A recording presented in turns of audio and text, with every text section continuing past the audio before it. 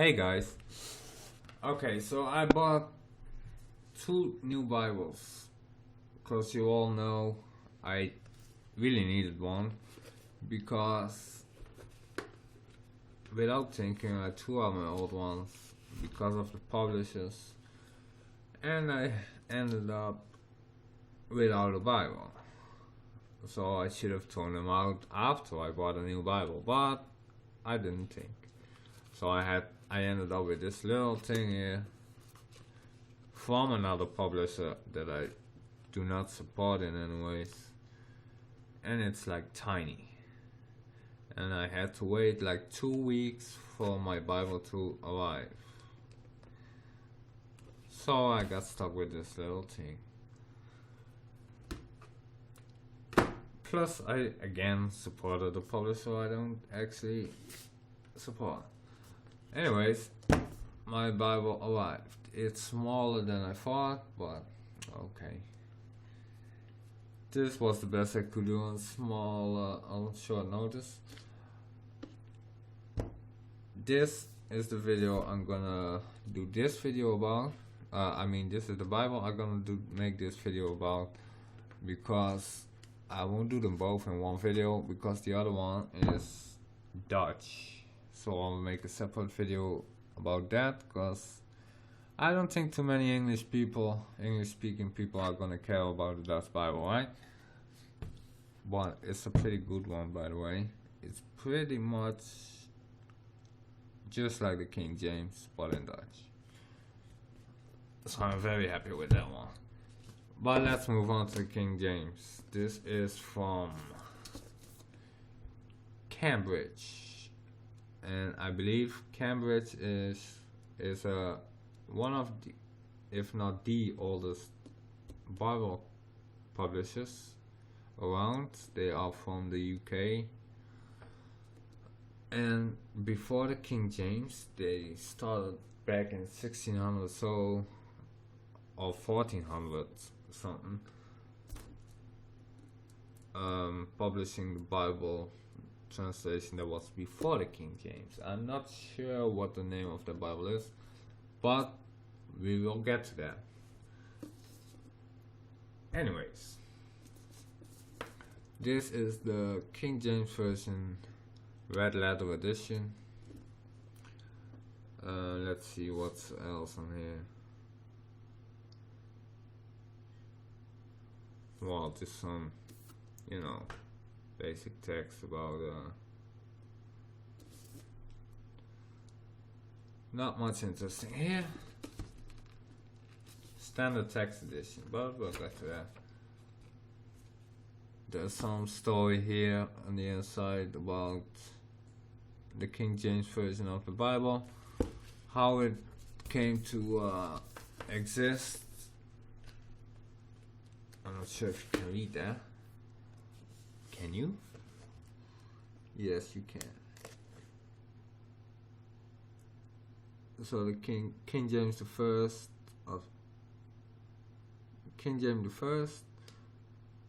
aka James the Sixth of Scotland, I guess, came to the English throne in 1603 at a time of tension in the Church of England. The choice of Bible translation was a controversial issue, with the High Church party favoring the Bishop's Bible, while reforming Puritans, am I pronouncing that right? Probably not, supported the use of the Geneva version. That's the one I meant. Before the King James, this publisher actually published the Geneva version.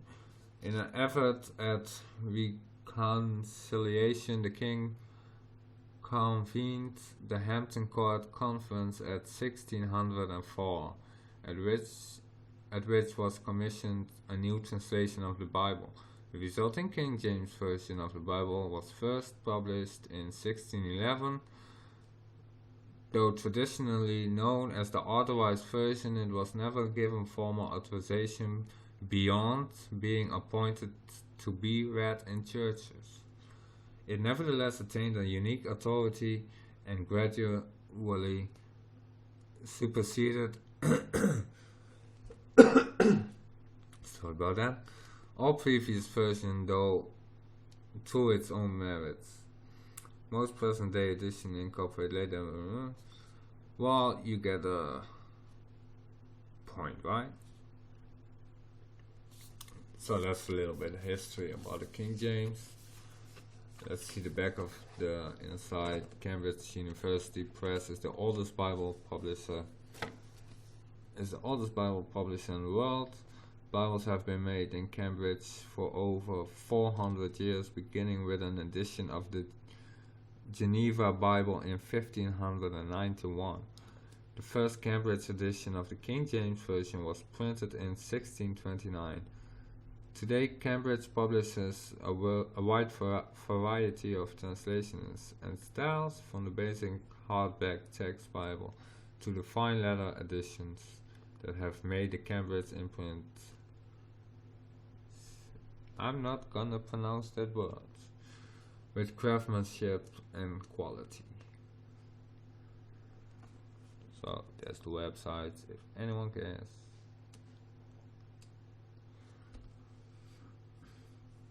Printed in the United Kingdom. Well, let's get to the real issues here. I'm gonna take off that cover because I don't think anyone leaves these things on, right? I know I don't. So the cover is it's a hardback. It's got this fabric on it, so no leather, no imitation leather, just fabric. Got the Holy Bible printed in gold on the front, on the side, Holy Bible, King James Version, red leather edition, Cambridge. Back black. The way it's bound, it's pretty standard, so it's not optimal.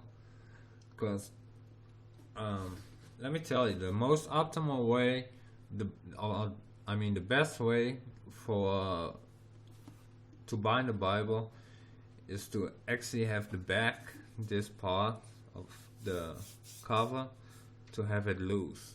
So if you open it, now you got this issue. And when you get into the middle, it's not that big of an issue with a hardcover, but especially with a soft cover, it will damage the back. But they got Bibles that actually are not connected over here, so they move better and they last longer. And it's better to read that way. Because, well, you don't end up a lot with this curves. It's more flat. As for the paper, it's not your typical Bible paper. It's a little bit thicker, which I like, I might add. There's no gold cut.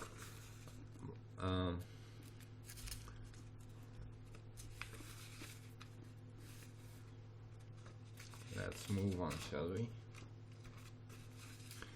There's quite a lot of stuff in it, aside from what we all buy the book for.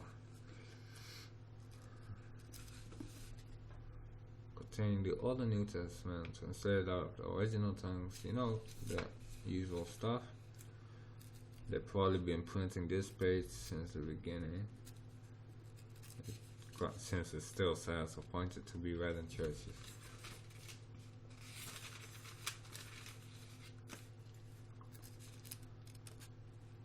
To the Most High and Mighty Prince James, by the grace of God, King of Great Britain, France and Ireland, defender of the faith, blah, blah, the translators of the Bible, wish grace, mercy and peace to Jesus Christ our Lord.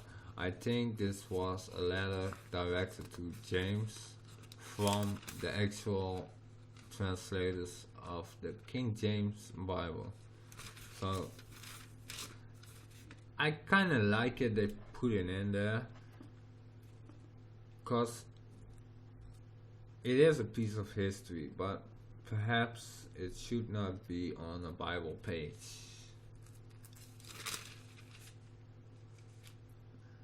maybe you should print that on a paper and just ship it with a Bible, in between, like a little folder. Because it's a nice. I'm sorry, my throat is really doing a number on me. It's a nice piece of history, but I don't think it should be in the Bible itself. Then we got the names alphabetically arranged of all books of the Old and New Testament with the pages on which they begin. So it's the index alphabetically organized. Then we got the index normally, like Genesis, Exodus, in the normal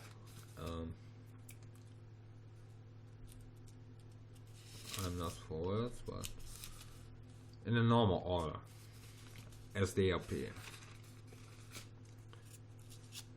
Well, that covers about the font of the Bible. This is the font, which I like. It's not too big, it's not too small. It's a black font. I like it because when I was little, this is the font that all books had. Because I used to read those old books from my grandma, and all the books had these fonts, from Bibles to romance to everything. So I'm very used to it, and it's not too big, it's not too small, it's clearly readable, it's nice, it's a bold font, it's very clear. The only thing I don't think is clear is the first numbers. They don't stand out. So if you're looking for a chapter and a verse, you see the chapters, they do stand out because they're just on a blank page. But the numbers, the verses, they are exactly the same font as the actual text of the Bible. If you can see it there. And yeah, that doesn't make it too clear, so that's kind of a downside, if you ask me. Then we're moving on to the back of the Bible, because there's more. Oh wait, I should add, let me look for an instance of what I'm referring to. Oh, I'm mixing up two Bibles now, that's possible. Oh yeah, this one does not have footnotes, so I'm glad about that. This Bible does not have any footnotes, no personal opinion, no nothing, just straight up the Bible. And that's exactly how I like it. I don't want to see other people's opinions in my Bible. I like to hear their opinions, but I don't want to have them in my Bible, because their opinions, well, are just their opinions. It's word of man, not of God. You probably heard it like 1,000 times before, but I'm gonna tell you anyways. You trust God.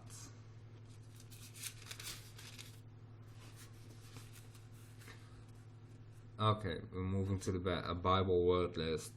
It is the King James version, and it got some uncommon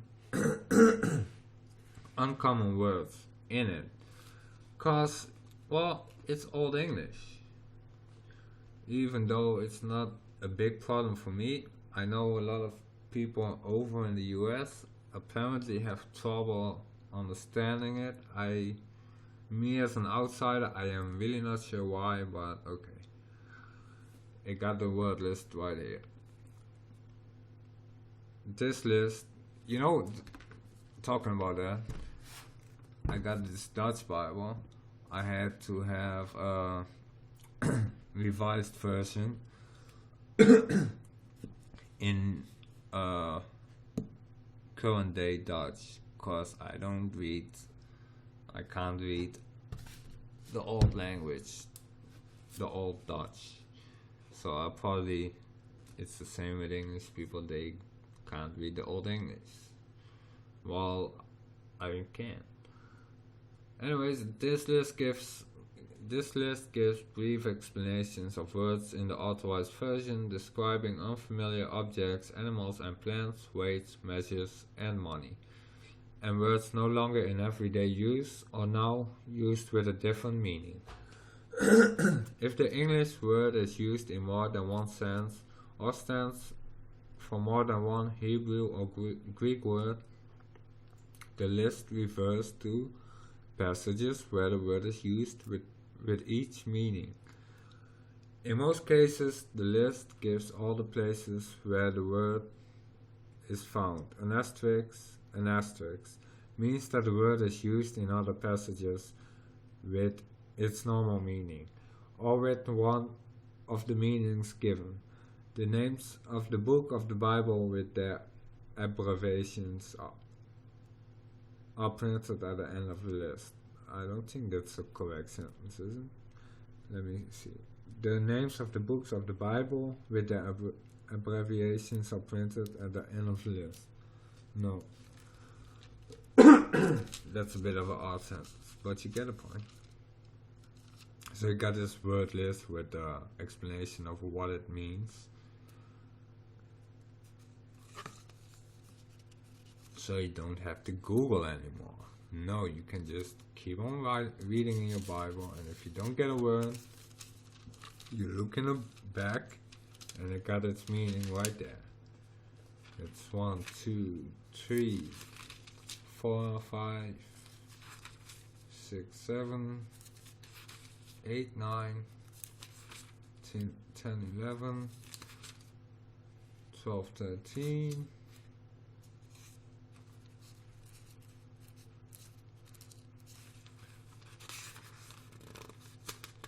It's 13 pages of that. Then we got this, reading the Bible, a concise course, a concise course whereby one can read through the whole Bible once in 2 years, the Psalms and the New Testament twice. Well, I don't read like this at all. Like, it got March 1, Exodus, wait, what? That doesn't sound like the beginning. I think I skipped a page. Yep. I mean, I would read Genesis one day, and then I would read Exodus in one day.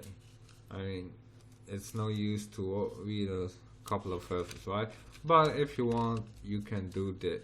You can keep the schedule, and you'll be done in about 2 years reading the Bible.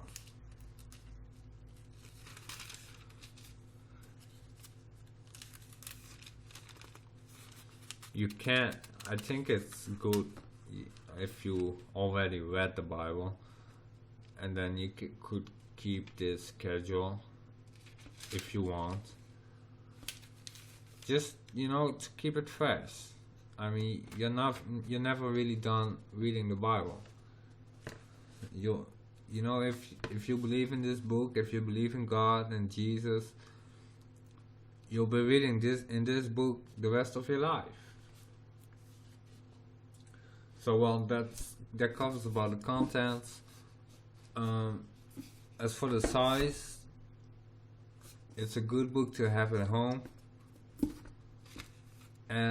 But it's not a great book to have at home, but it's a good book to have at home.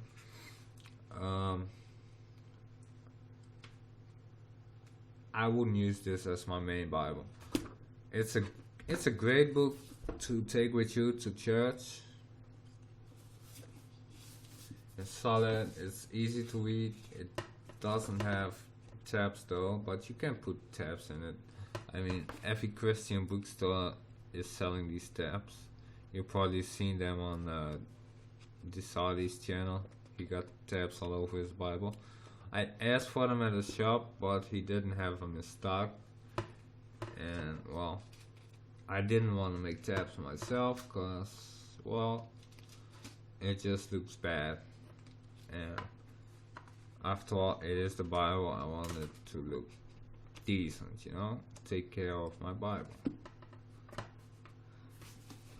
So I'm waiting till he gets them, and then I'll put some tabs in it. Or maybe, yeah, I'll put some tabs in this one also, because this will be eventually my carry Bible. I'm still looking for a different Bible. I'm looking for a main Bible to keep at the house, but this will definitely be my carry Bible. It's good. The only downside is the cover. I wish it was leather. I prefer leather. This will go bad, especially edges and stuff. It will go bad if it can't take a whole lot of a beating. But it's a good solid Bible. It's very readable. So that's my review of the Holy Bible, the King James Bible, published by Cambridge, red leather edition. Well, thank you for watching, guys, and take care.